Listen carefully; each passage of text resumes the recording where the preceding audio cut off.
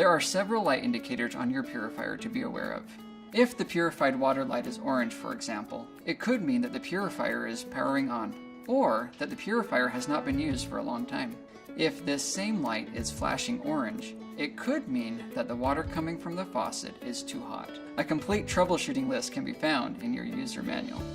When it's almost time to replace your 3-in-1 cartridge, the LED light indicator on the unit will flash orange to indicate that the life cycle on your current cartridge is close to its end.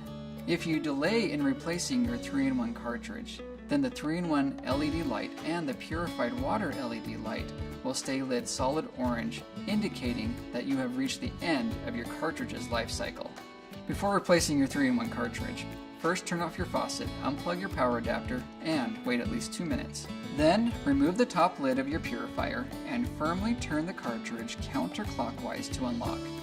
The cartridge will lift slightly upwards as you turn. When the handle has turned a full 90 degrees, slowly lift the cartridge out of the purifier. Next, you will install the new 3-in-1 cartridge.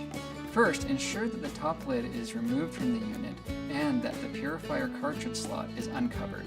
Now, remove the plastic wrap from the new 3-in-1 cartridge. Insert the 3-in-1 cartridge gently into the purifier.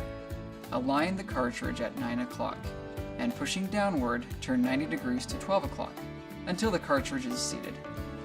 The dot on the top of the cartridge should be aligned with the lock icon, and the top of the cartridge should be flush with the surface of the purifier. Check to make sure your purifier power cord is plugged in. Reset the purifier by holding the 3-in-1 reset button for 3 seconds. Don't forget to run water through the new cartridge until the water comes out consistently clear. Tap into clean, safe drinking water with the EcoSphere water purifier. Drink healthy.